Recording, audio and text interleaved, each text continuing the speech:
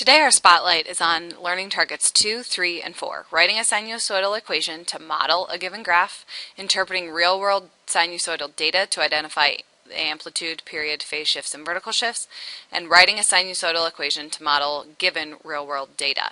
So this is all about how we can use what we've been learning about the graphs of sinusoidal equations to actually apply to real-life situations. Notice the word real world comes into these learning targets several times. We're going to start off with just some simple graphs that we can talk about, and then we're going to move into some word problems. So let's start off with example 1. You can use an equation for sine or cosine to model a lot of real-life physical situations that exhibit periodic behavior. Use what you're given to determine amplitude, period, reflections, and shifts in order to find the pieces of your equation. So we're going to start off with just a basic graph here, and we're going to try to find all of the pieces. The first piece is amplitude. Amplitude is half the total height of the curve. My curve here goes up to positive 3 and goes down to negative 7, which means it has a total height of 10. If it has a total height of 10, then its amplitude is going to be 5, half the total height of the curve. So my amplitude is 5. That's going to be my A value. A represents your amplitude. Period is the length of a full curve. Well, you can use max to max, min to min, or another significant point to another significant point. Any period of how long it takes before it repeats. Here I go from negative 5 to positive 25. So my total period is a length of 30. Period formula is 2 pi over b for these equations. So we can solve for b. 30b equals 2 pi, divide by 30. That's going to reduce and give you a b value of pi over 15. So to get my period to stretch out to 30, my b had to be pi over 15. Next is to find the phase shift. The easiest equation to use for sinusoidal is always cosine, because cosine's maximum is normally on the y-axis, and if you stretch vertically or stretch or shrink horizontally, it's still going to remain on the y-axis. So here with cosine, my normal maximum would have been on the y-axis after I did that amplitude change. Now, did I shift left or did I shift right? You have the choice. You either get to say that you move left 5 or right 25. For the purpose of our equation today, I'm going to choose left 5. That's going to be your C value. Okay, so we have A, we have B, we have C. Our last part is D. You're going to find D from where the new midline is. That midline is where that amplitude starts, going up or going down. Our normal midline happens on the x-axis. This midline happens down 2. So our shift is down 2. That's going to be a D value of negative 2. If we go to put this all together, remember we used cosine because we had that maximum on the axis. We're going to say, okay, we have y equals 5 cosine. We have a b and a c value, so I need to have that b factored out, pi over 15. We chose left 5, which is going to be shown as addition, and down 2 at the very end. Here, if you chose to go right 25, this plus 5 would instead be a minus 25. Okay, so you have an option there. Example 2 we will do as extra practice. So on to example 3. The following table shows the average high monthly temperatures in Shanghai, China. This is actual real-life data. We want to write an equation to model the temperatures using cosine. Again, that's because that cosine maximum is on the y-axis, so it's the easiest to find. You're going to want to start off by plotting a sketch of your data so that you can see the shape of this curve. Our x-axis is going to be our months, so January, February, March, April, May, June, July, August, September, October, November, December. So work your way through January, February, March, April, May, June, July, August, September, October, November, December. Then our values. I want to try to check out what our minimum value is and what our maximum value is. It looks like in our table that our minimum is at 45. That's the absolute lowest. And our maximum is somewhere in between July and August at 88. That's our max. So we're going to use those two as our goals for our y-axis. So I'm going to try to go up to 90 so that I can accommodate that 88. I'm going to kind of break my graph at the bottom. I think you've done this in science class, so that I can skip over all the zeros and go all the way up and start at 45. So I'm going to go by fives: 45, 50, 55, 60, 65, 70, 75, 80, 85. So I've got 45, 55, 65, 75, 85, all the way up to 90. Then I'm going to plot my points, okay? So January was 45, February was 47, slightly above that, March was 54, April is 65, May is 74, June is 81, so just above the 80. July and August are both up at 88. September back down to 81. October 72. So it should be above that 70 mark. November 62. And December 51. Remember, this is actual real life data. If you kind of think about plotting or connecting those dots, you can see that that is a pretty smooth sine curve that we have going on. We're going to use this data to come up with the rest of our parts here. So the amplitude should be half the total height. So I need to find what the total height is. That would require finding the range in my values. So I need to say, okay, 88 minus 45, my max minus my min is our range. That is going to be 43. So our range is 43.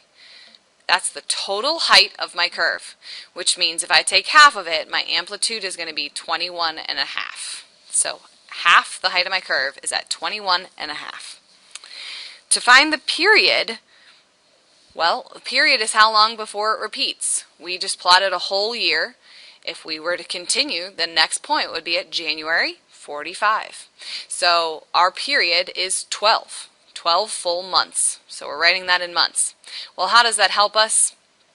In part D here, to find B, we set that equal to 2 pi over B, and we solve. So 12 times B equals 2 pi, divide by 12.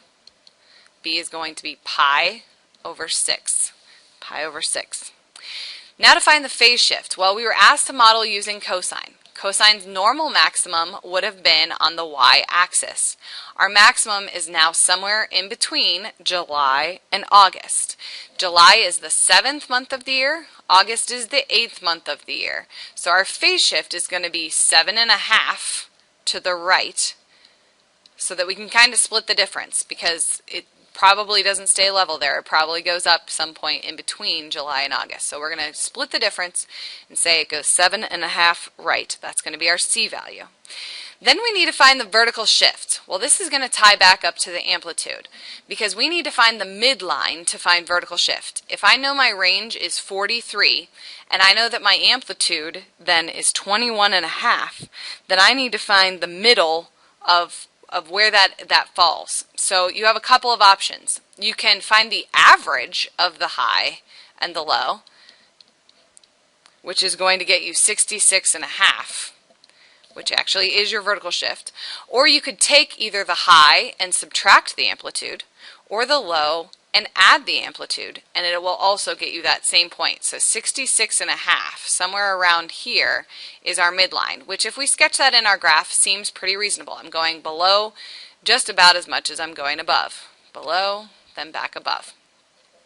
So using all of our parts here, so amplitude represents A, your period used to get your B. Then you got phase shift, which is your C, and vertical shift, your D. You're going to put together an equation using cosine. So you're going to start off with your y equals, for an equation, requires an equal sign. Your A, 21.5, cosine. Since I have a B and a C, I need to leave it factored out. Pi over 6, x minus 7.5 since I'm in the party, and to go right I'd have to subtract, and then plus 66.5 to move that midline up to 66.5. Okay, example 4 is a long one. Example 4 starts with a particular July 4th in Galveston, Texas. High tide occurred at 9 a.m. At that time, the water at the end of the pier was 2.7 meters deep. Low tide occurred at 4 p.m., at which time the water was only 2.1 meters deep. Assume the depth of the water is a sinusoidal function with a period of 12 hours. So it's already telling you the period. That's question B. Period is 12. Let's start off with an approximation of a sketch. Okay?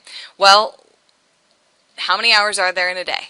There are 24. So I'm going to try to have my x-axis be hours. Okay? And I know that 9 a.m. and 4 p.m. 4 p.m. would be the 16th hour of the day. I'm going to go by threes here just for convenience sake to get to 24, since 3 is a factor of 24. So 3, 6, 9, there's going to be my high tide. 12, 15, 18, 21, 24. So I have that labeled in hours.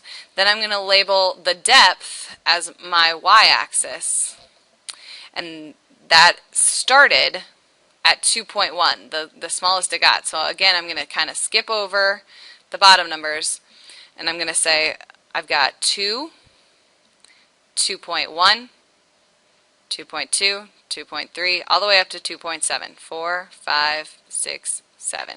So 2.1, 2, 3, 4, 5, 2.5, and my max is at 2.7. That makes the 2.1. That's our other significant value down here at our second tick mark. Then we plot our points. High tide occurred at 9 a.m. That's 9 hours after that midnight, and it was at 2.7 meters deep. Then low tide occurred at 4 p.m. 4 p.m. would be the 16th hour of the day, and that was 2.1 meters deep. Okay, so this happens at 2.1 meters deep, and it's telling us to assume that it's a sinusoidal function. So I'm going from my max to my min. I'm seeing half of my curve. Well, that happened in 7 hours time, which means in another 7 hours time, it should be going back up to its maximum, which would happen 7 hours later at 23 hours. So if I wanted to draw a full curve, I would draw in that final point at 23 hours.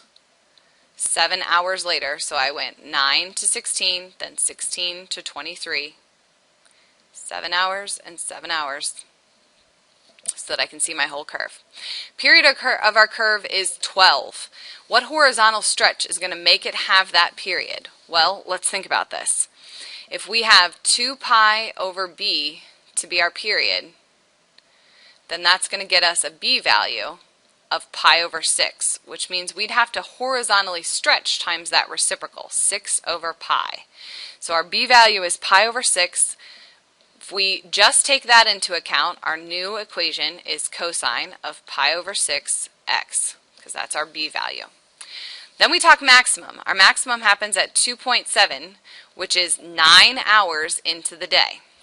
How could we transform to make the maximum there instead of 0? So remember, cosine's normal max is at 0.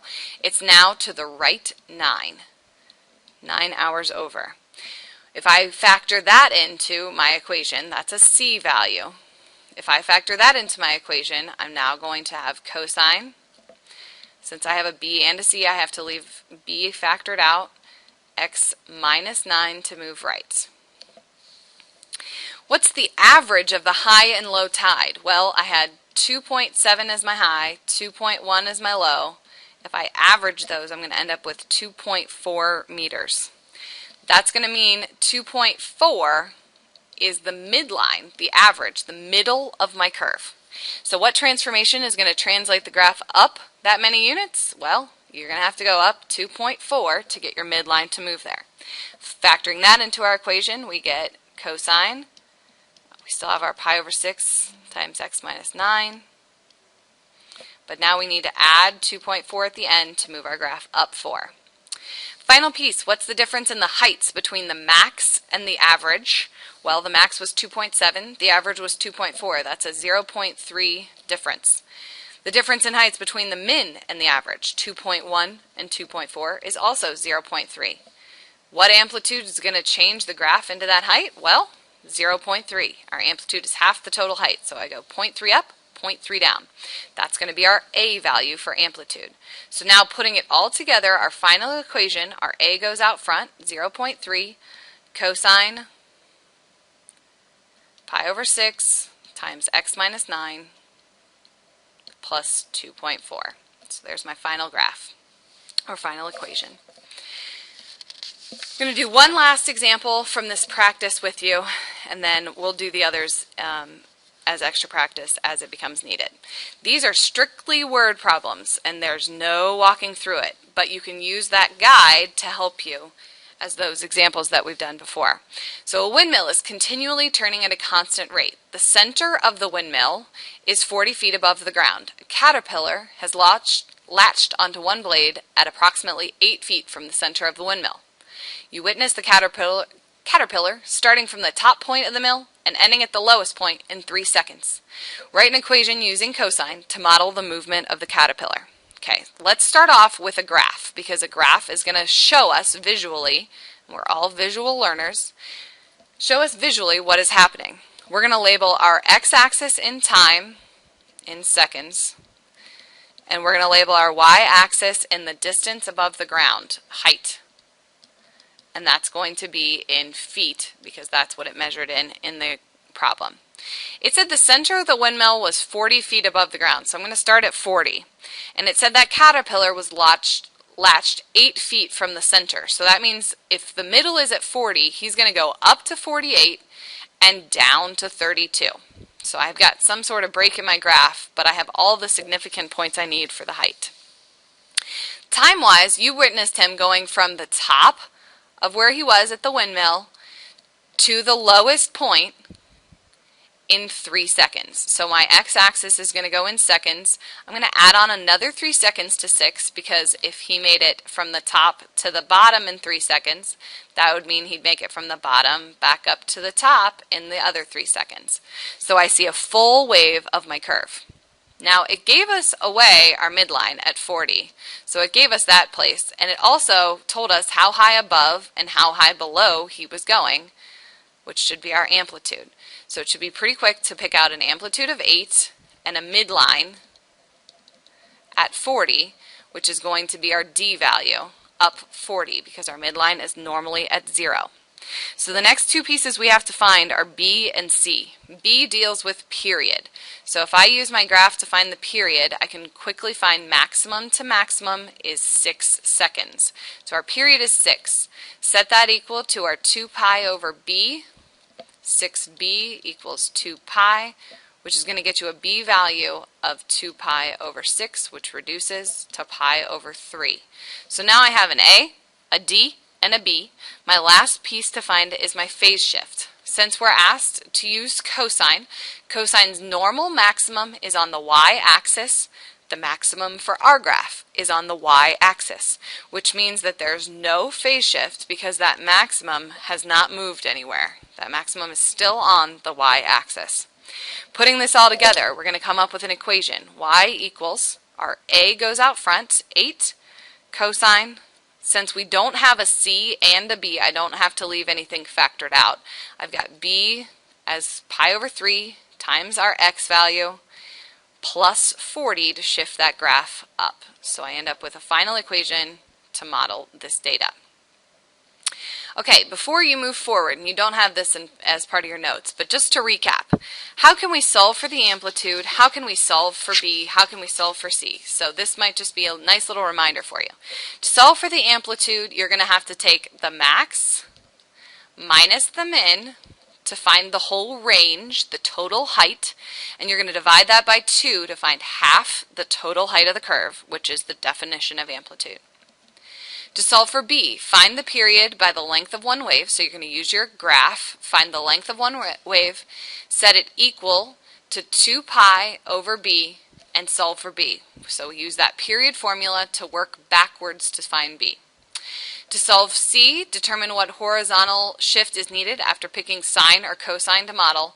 Remember, cosine is the easiest one because that maximum is always on the y-axis, so it's easier to determine. Solve for the vertical shift, you need to find the midline. The midline is going to be the average, so the max plus the min divided by 2 to find the average of the highest point and the lowest point to find the middle point on the curve. That should be all for today for this modeling.